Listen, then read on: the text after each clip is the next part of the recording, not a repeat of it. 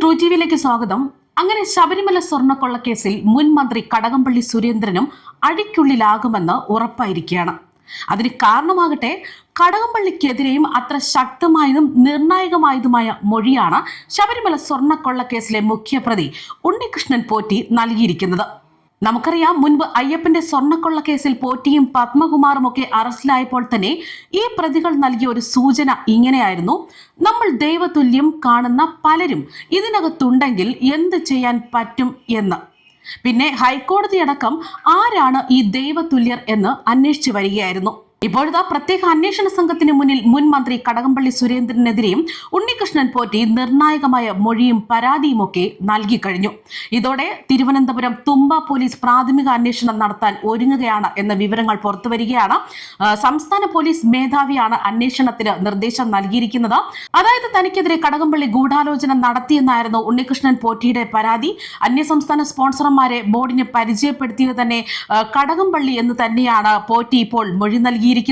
ഇത് മാത്രമല്ല, രമേശ് റാവു, ഗോവർദ്ധൻ എന്നിവർക്കും എല്ലാ സഹായവും ചെയ്യണമെന്ന് നിർദ്ദേശം നൽകിയതും മുൻ മന്ത്രിയാണ് എന്ന് തന്നെയാണ് പോറ്റി വ്യക്തമാക്കിയിരിക്കുന്നത്.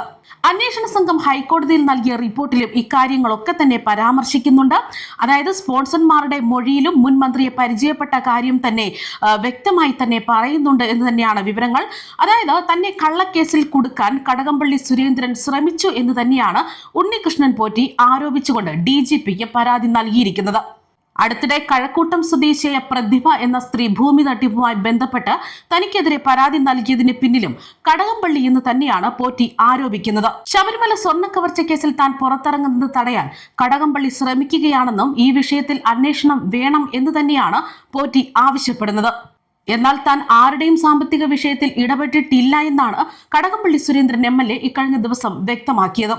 തെരഞ്ഞെടുപ്പ് മുന്നിൽ കണ്ടുള്ള വ്യാജ പ്രചരണമാണ് നടക്കുന്നതെന്നും ഉണ്ണികൃഷ്ണൻ പോറ്റി പറഞ്ഞതെല്ലാം കള്ളമാണ് എന്നാണ് കടകംപള്ളി സുരേന്ദ്രനും വ്യക്തമാക്കുന്നത്. തന്നെ അപമാനിക്കാനുള്ള ഒരു ശ്രമമാണ് പോറ്റി നടത്തുന്നതെന്നാണ് അദ്ദേഹം കൂട്ടിച്ചേർത്തത്.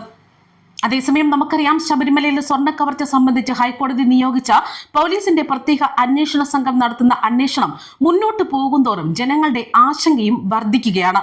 ഉയർന്ന തലത്തിലുള്ള പല നേതാക്കന്മാരെയും ആരോപണ വിധേയരാവുകയും അറസ്റ്റിലാവുകയും ഒക്കെ ചെയ്യുന്നത് ലക്ഷക്കണക്കിന് വിശ്വാസികൾ പോലും കണ്ടുകൊണ്ടിരിക്കുന്നു. ഇനിയും എത്രയെത്ര നേതാക്കൾ കുടുങ്ങാനിരിക്കുന്നു എന്ന ചോദ്യമാണ് മുന്നിലുള്ളത്. ഹൈക്കോടതിയുടെ നിരീക്ഷണത്തിലാണ് പോലീസിന്റെ അന്വേഷണം നീങ്ങുന്നത്.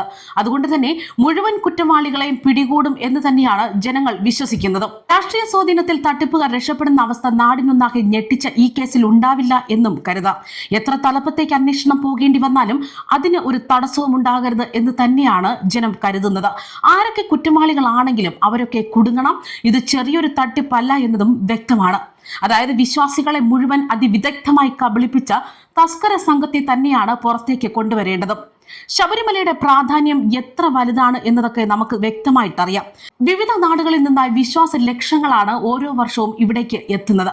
പ്രത്യേക കാലഘട്ടത്തിൽ, അതായത് മണ്ഡലം, മകരവിളക്ക് ഏറ്റവും കൂടുതൽ ഭക്തരെത്തുന്ന ലോകത്തിലെ തന്നെ ഏറ്റവും വലിയ ക്ഷേത്രങ്ങളിൽ ഒന്നാണ് ശബരിമല. ഈ ഭക്തർക്ക് വേണ്ട സൗകര്യങ്ങൾ ഒക്കെ ഒരുക്കി കൊടുക്കേണ്ടവരാണ് ദേവസ്വം ബോർഡിൽ പോലും ഇരിക്കുന്നത്. വിശ്വാസികൾ അയ്യപ്പ സ്വാമിക്ക് സമർപ്പിക്കുന്ന പണവും സ്വർണവും ഒക്കെ അടിച്ചു മാറ്റുകയാണ് ഇക്കൂട്ടർ ചെയ്തത്. അതായത് ചുമതലപ്പെട്ടവർ തന്നെയാണ് ഈ നാടിന് ചീത്തപ്പേരുണ്ടാക്കിയിരിക്കുന്നത്. കിലോ കണക്കിന് സ്വർണമാണ് ഇവർ തട്ടിയെടുത്തത്. അതുകൊണ്ട് തന്നെ കേസ് അന്വേഷണം ഒരു വീഴ്ചയുമില്ലാതെ പുരോഗമിക്കണം എന്ന് തന്നെയാണ് ജനങ്ങളും പറയുന്നത്. കുറ്റക്കാരനാണോ എന്ന് പറയേണ്ടത് കോടതിയാണ് എന്നതിൽ സംശയമില്ല. യഥാർത്ഥ കവർച്ചക്കാർ ആരാണ് എന്നത് കോടതി കണ്ടെത്തണം. അപ്പോഴും ഉന്നത തലത്തിൽ വരെ സംശയങ്ങൾ നീളുന്നു എന്നത് അതീവ ഗൗരവമായി തന്നെ കാണേണ്ടതാണ്. കുറ്റക്കാർക്ക് ഏതെങ്കിലും തരത്തിലുള്ള സഹായങ്ങൾ ആരുടെയെങ്കിലും കയ്യിൽ നിന്ന് കിട്ടിയിട്ടുണ്ടെങ്കിൽ അതും ഇവിടെ പരിശോധിക്കപ്പെടണം. നഷ്ടപ്പെട്ട സ്വർണം തിരിച്ചു പിടിക്കും എന്നൊക്കെ ഭരണപക്ഷ നേതാക്കൾ അവകാശപ്പെടുന്നുണ്ട്. അതും ഒരു ഭാഗം മാത്രമേ ആകുന്നുള്ളൂ. കുറ്റക്കാർക്കെതിരെ മുഖം നോക്കാതെ തന്നെ നടപടി എടുക്കണം എന്ന് തന്നെയാണ് ജനം ആവശ്യപ്പെടുന്നത്. അതുകൊണ്ട് തന്നെ ഇത് വെളിച്ചത്ത് കൊണ്ടുവരേണ്ടത് അന്വേഷണ ഉദ്യോഗസ്ഥരാണ്.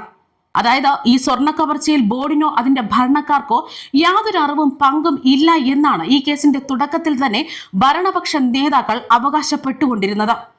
ആ അവകാശത്തിനുള്ള കനത്ത പ്രഹരമായിട്ട് തന്നെ ഇപ്പോൾ കടകംപള്ളിയുടെ പേരും മാറിയിരിക്കുകയാണ്. News desk true TV.